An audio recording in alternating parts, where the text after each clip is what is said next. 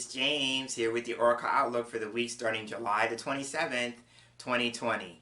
Thanks so much for tuning in and joining me for this week's video reading. I am so happy to have you here. This week I wanted to work with one of my personal deck creations. So the deck that I'm going to be working with is my second Oracle deck. That is the Intuitive Coaching Oracle, and I am so excited. I have been finding all sorts of ways and reasons to work with this deck. If you've been following the story of its development, then you know that I recently got my physical copy, and like I said, I've been finding all sorts of reasons to break it in. And because I didn't get a request this week to work with a particular system, I figured this is the perfect point in time to unveil it in this space. My intention going forward is that I'm wanting this deck in particular to become a regular part of the Oracle Outlook rotation. So again, this is a wonderful time to break it in and to see how it reads. So I'm being a little self-indulgent this week with my deck. So now that I've set the stage, let's get to the table and see what my deck, the Intuitive Coaching Oracle, has to share with us about the week ahead. And here we are with the cards on the table, and I'm going to take a few moments to shuffle the deck. And just as I do for these general readings, I'm focusing on the intention, which is for the information, for the guidance and advice, and for any insights to come through the cards that is going to be most helpful and beneficial.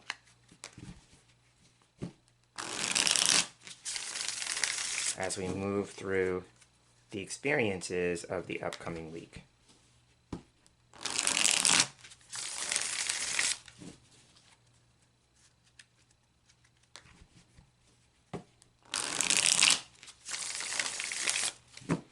Feeling one more time will be good.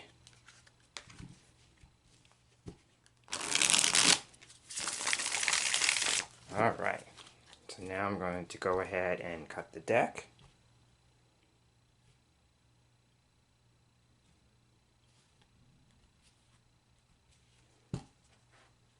And fan the cards out.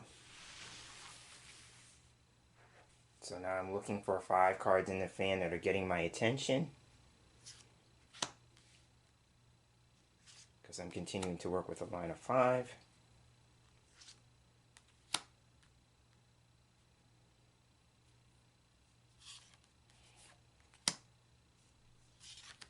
Alright, so these are the 5 cards I've selected. I'm going to take the remainder of the deck up. I'm going to move that to one side. I'm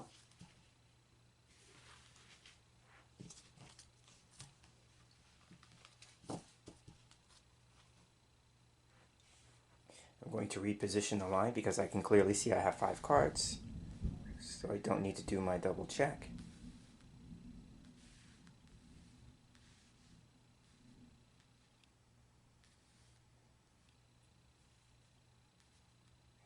Alright, and so typically when I work with a line of 5, I like to look at the focus card in the middle, and that tells us what it is that is going to be the center of attention for the week ahead, or our point of focus.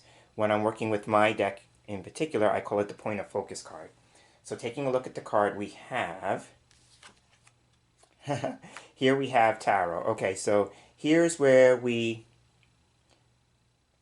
make the reading personal to us. My intention when I do these weekly general readings is I offer some guidance as to what the cards mean in the moment, but I invite and encourage each and every one of you who's watching this video, at whatever point you come upon it, to consider what the cards mean to you when you look at it, whatever thoughts and feelings come up for you, and how you can relate that to your own personal life, because I don't know the lives of everyone who watches the videos at the point that they're watching them. I don't know what's going on, right? So I invite you to see how that information relates to you on a personal level. And that's how you can make the reading relative to you, right? So I'm just sharing this because when I look at the card, for me, the tarot card right now is talking about the third deck project. Yes, I said third deck project. I was inspired over the last couple of days to create my own tarot deck. So when I look at this card, for me, the point of focus is on developing that project further. Like, what more do I need to do with that? Or because it's in production right now, it may be that I'm going to be focusing more of my time and energy on that particular deck. Now, that's what it would mean for me personally. If I take a step back and offer maybe some guidance as to what it might mean for the collective, then it could mean that there is a point of focus for people who are card readers or tarot readers in particular regarding your study and your practice with the cards, right? If it's not that, if you're not a card reader and this card is turning up, it might be that your point of focus is on blending the areas of spirituality and maybe psychology, because my particular work with tarot is I look at it as spiritual psychology, right? So for me, it's a blend of both. It's about how you can take spirituality or spiritual or metaphysical concepts and incorporate them into the way that you tick. I'm thinking about the way that your mind works, so if we go with the idea of psychology, for me, it's all about habits, tendencies, behaviors, right? And so maybe taking that and putting a spiritual slant on it, right?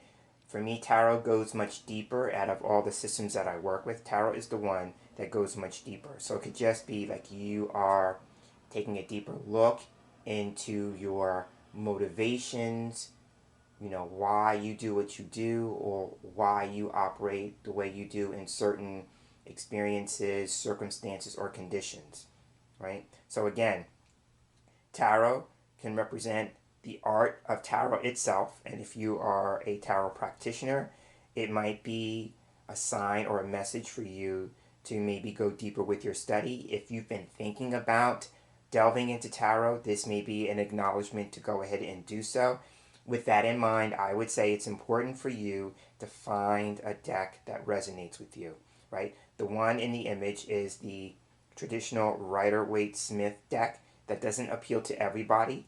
It is a great place to start, but it is not a deck that aesthetically pleases everyone or is suited for everyone. So if you are either delving into tarot or maybe considering expanding your tarot practice, this card could suggest finding a deck that resonates with you.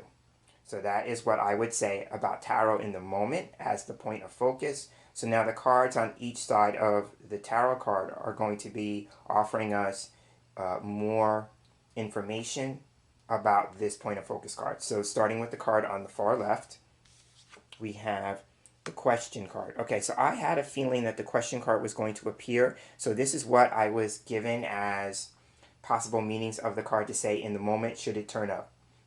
The question card basically can represent there is something that we are questioning in our lives. There is something that we are attempting to find an answer to. There is something that we are trying to solve. If you go with the idea that a question can be like a mystery, so I tend to look at this as a mystery card.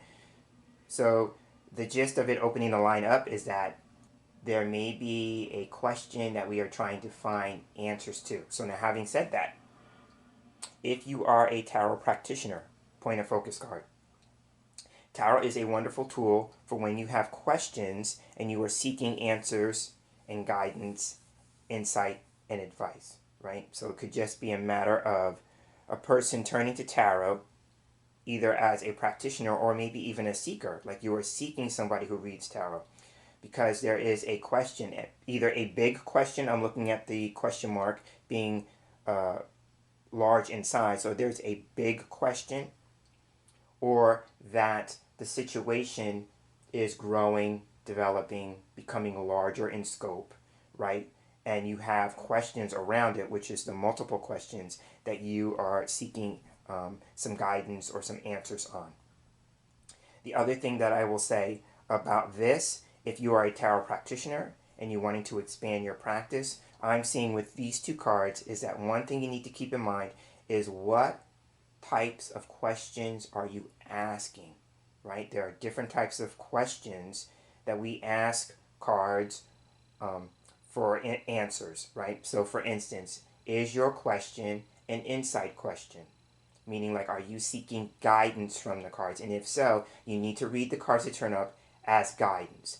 Are you seeking advice? Then you need to read the cards that turn up as advice, right? Are you asking a question that is predictive in nature? Then you need to be reading the cards in a more predictive style or manner, right? So that is some of the ways that you need to be thinking about the questions that you're asking. Now, if you're not a card reader, I'm still going to pose the same thing to you. When you're asking questions, what type of question are you asking? Are you asking for advice? Are you asking for guidance? Are you asking for some type of prediction or hunch? What is the type of question that you're asking? Because the more clear you are on the question, the better it is for the person who may be offering or the system or the tool in terms of answers, right? I'm always clear on the question. And it may even be that for some people, it may be that you need to ask more clarifying questions, right? Before you provide an answer. If you're on the end of giving an answer, before you can give an answer, you may need to ask more clarifying questions. Since this is a coaching oracle, one of the things that I do as a coach is I ask questions. And if I'm not sure what the person's trying to get across, I will ask clarifying questions until I understand, right? So it may be a matter of asking questions so you can gain a greater understanding, right?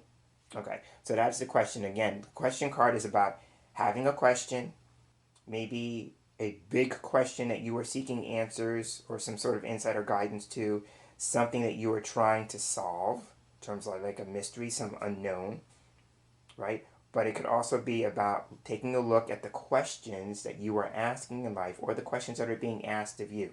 And do you need to ask clarifying questions before you can provide any type of answer? So that's the question card.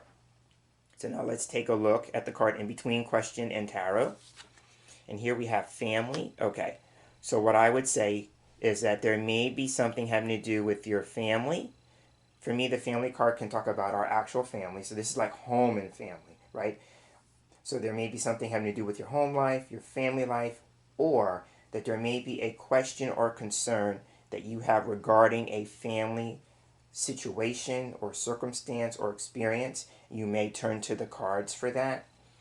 For me, the family card can turn up too when there may be something going on and we are realizing that there is a familial influence behind the situation. Remember, I talked about the tarot card being like spiritual psychology, right? So you may be understanding that there may be a situation that you're dealing with that may have a familial influence. And what I mean by that, you may understand that there is an influence that you have inherited or adopted in your family, your family of origin, your biological family, that is playing out in your current circumstance.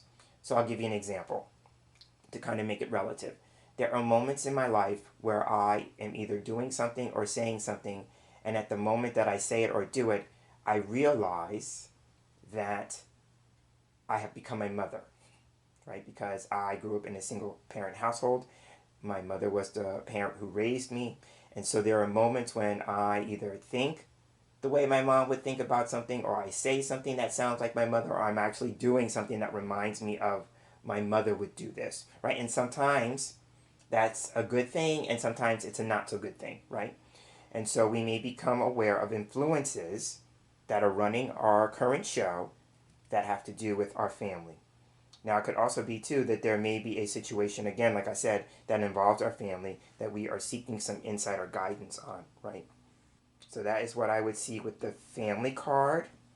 And so now let's take a look and see what's on the other side of the tarot card. And here we have Transpersonal Psychology. Okay, this was another card that I had a feeling would show up. And so I already know what to say about this card as well. So Transpersonal Psychology, I find it interesting that I talked about the blending of spirituality and psychology with the tarot card.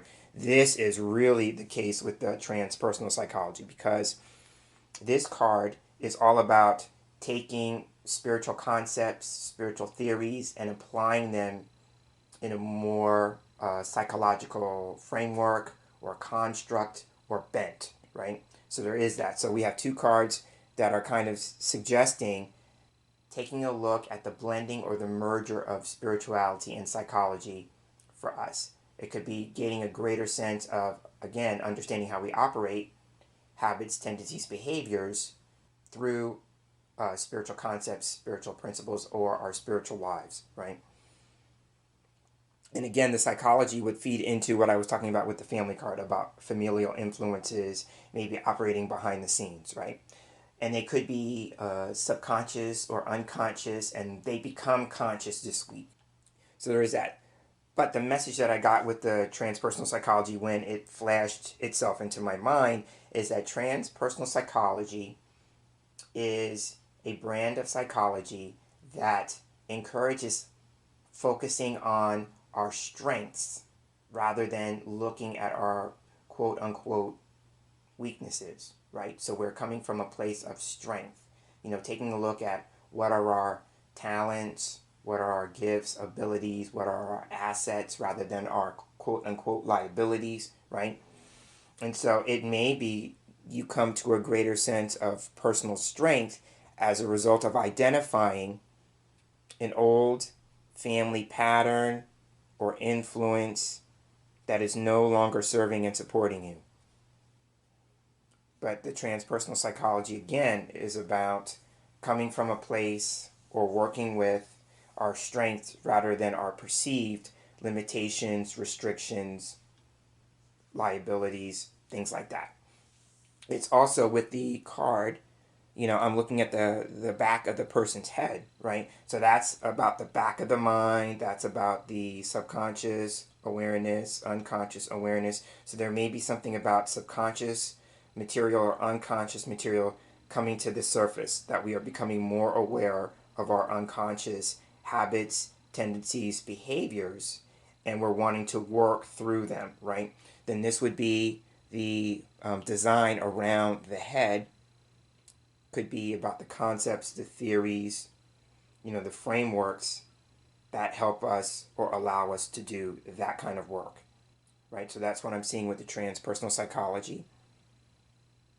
And so now, taking a look at the final card, here we have money and finances. So this is an interesting reading this week. Okay, so the money and finances card can literally be about money and finances, right? So there may be something that we're working out regarding our financial picture, our financial well-being, things like that. It could be a way of asking ourselves, what can we do to increase our finances? How can we have more money coming in? It could also be at the end of the line, the idea of receiving money, right? But if I mirror the cards, there may be a question or something that we are trying to figure out with the question card about our financial picture, right?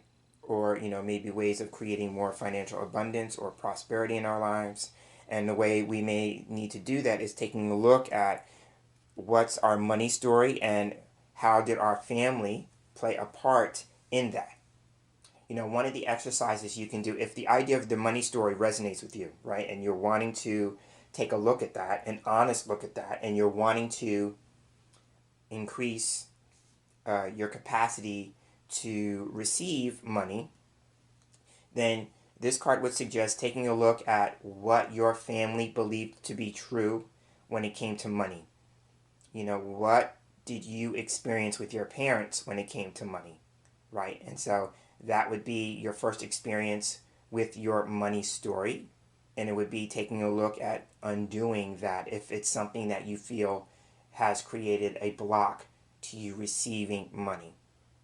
So that's one possibility. If I come back to the point of focus being tarot, then it could be, for some people, you may be encouraged at this point to start getting paid for your card reading services if you are offering services to the public. So you may have been working with friends and family, right, with the family card. So you may have been working with people that you know and know closely, and so now you're being asked to consider the idea of start working with people that maybe you don't know so well and so intimately. And here's the thing with that.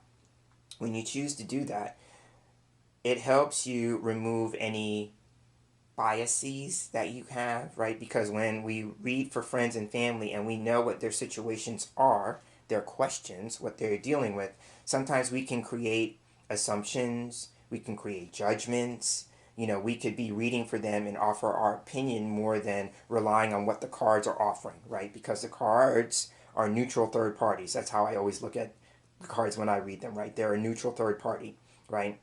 And sometimes as a reader, and we are human and we have our human filter, we sometimes offer assumptions, judgments, and opinions, and we dress it up as this is what the cards are saying, right? And so it could just be a matter of you being given the opportunity to kind of work through those assumptions, opinions, judgments when you don't know the person intimately enough to question their situation, right? And again, the transpersonal psychology could be for some people considering what type of reader are you? And that comes back to the question card. What kinds of questions do you answer, or what kinds of questions do you like to address when you are working with the cards, right? Is there a particular type of question? Are you a predictive reader? Do you like questions of a predictive nature? Are you more of a counseling type style where you offer empathetic insights and responses through the cards to your clients? Are you more, maybe like me, more of a coaching style where you are wanting to offer insights or guidance that empower the client? You know, maybe it's this week for you, if you're a reader, getting to the heart of what type of reader are you, and the best way to do that is to consider what types of questions do you really enjoy answering. For me personally, I always enjoy answering the questions that have a more spiritual or metaphysical bent to them. Right? Another way to do that is to pay attention to the types of people that you are attracting and what are the questions that they are asking you. Right? Because that may be a kind of way to reverse engineer that. Instead of you putting the focus on you and what you like, pay attention to what is coming to you, what you're attracting in life through people who are asking you to read for them. What types of people are coming to you repeatedly, and what types of questions are they asking, and see if there's a commonality or one type of person that stands out or one type of question that stands out, right? And that would give you some idea as to what type of reader you are. And then, of course, taking a look at getting paid for your readings if you are not currently getting paid. If you are, then the money and finances card at the end could suggest that it may be time for you to take a look at what your rates are and if you need to increase them, right? And somebody may be even thinking about that. There may be a question about your rates and whether or not you should be increasing them or not. So that's what I'm seeing with the money and finances card. Again, it could be at the end of the line. There's going to be the receiving of money. Usually when I see it at the end, it usually represents being on the receiving end of money. It could also be taking a look at our finances, our financial picture with the transpersonal psychology next to it. There may be something of a subconscious or unconscious nature in connection to your ability to create wealth, attract wealth, things like that. And so you may want to take a look at that. It may even be that the way you do that would be to have a reading and you ask about your money story or your ability to attract wealth or create wealth, those kinds of things. It may be that there is a family influence when it comes to money that you want to be taking a look at, and if so, you identify the story. Then it's how can you undo the story, right? Because the story may be creating a block, a subconscious block to attracting more wealth. And then, of course, if you are a reader, then this is about what can you do to maybe start getting paid for your services. It may be time for you to start getting paid for your services, or that you are going to be thinking about increasing your rates if you are already getting paid. The one last thing that's coming to me when I look at the money and finances card, it could be about investing in something. So it's about, money being energy, taking a look at what you are investing your energy in and asking yourself the question, is it worth it? And just when I thought I was done, the one final piece I will say, the money and finances card, because money is a value system, it could be suggesting that there may be a greater question about what we value in life. And here's one way that you could figure that out. Anything that you pay for is a way for you to become aware of what it is that you value, because you wouldn't pay for it if you didn't value it. So you could ask yourself, what am I buying? What am I buying into? And what does that say about me as a person and what it is that I value in life? The bigger question could be taking a look at your core values this week, right? And again, tarot may be a way to do that, but I'm thinking it's becoming more aware of our unconscious and subconscious habits, tendencies, and behaviors, because they run the show. And when we become aware of them, we can undo them or unlearn them if we find that they are not serving and supporting us. So on that note, I will go ahead and end this week's Oracle Outlook reading here. I am James Himm Mitchell, and I'd like to thank you for sharing space here with me as I work through my personal deck, the Intuitive Coaching Oracle. And I look forward to sharing the same space with you again in our next video reading together. So until then, I'm hoping that you are having the best of days, and I'm hoping and intending that you have the best of weeks. Take care.